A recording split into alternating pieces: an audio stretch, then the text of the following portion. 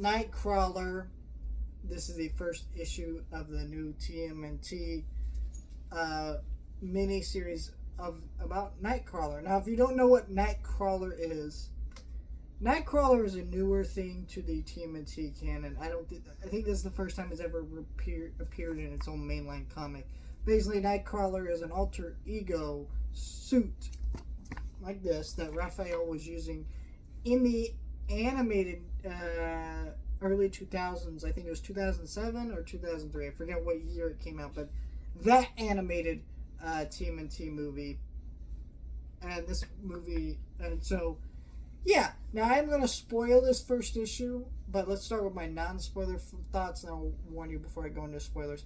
So this book is giving you some juxtaposition where it's unlike anything you've ever seen in a TMNT comic, where the book opens and you see this character, Nightcrawler. He's got the mask on, or they got the mask on. We'll talk about that in a minute.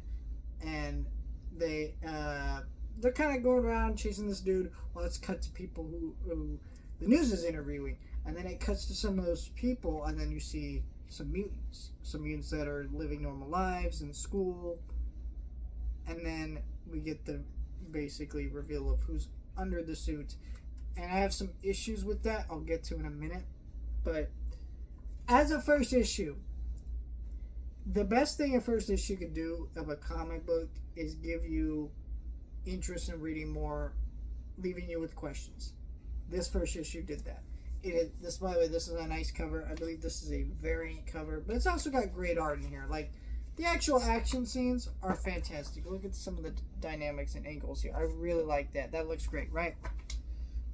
I think for me, all that worked, right? Now let's get into spoilers. What didn't work for me was the reveal. So, this is not Raphael under the suit, which was already spoiled for me, but it wasn't spoiled for me exactly who it was. Thank God, because it left me with something to get excited about. But once I read through it and I found out who was under that suit, it's a new teenage character named Corey. It said it's not, not even, well, I guess she's not new. Her name is Jenica.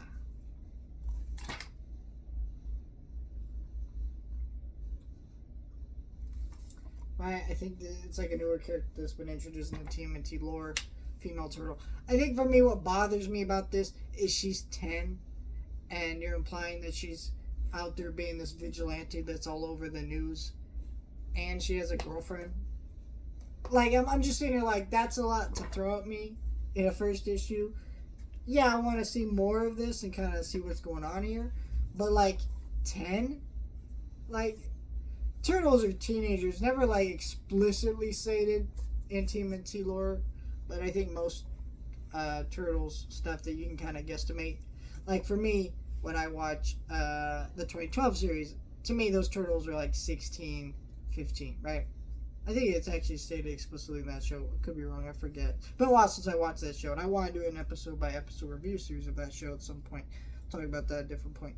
But, yeah, like that's the New Mutant Mayhem stuff that's been coming out. To me, in that show, those turtles are, like, I would say, like, preteens, right? Or not preteens. They're like 12, not 12 to 13, 14-year-olds, right? So, like, they all are teenagers. That's too young of a character for me. I'm not sure why they made this choice. I don't know. We'll see how it all plays out. I'm still interested in reading it. I think this is still a good first issue, and I recommend if you're a Turtles fan, check it out. You know, but if what I said makes you sound hesitant, totally get it. And I might say just wait for some more issues because, man, there are some issues here. Even though I love this cover, and I did like a lot of the art in it, it still had a lot of issues for me.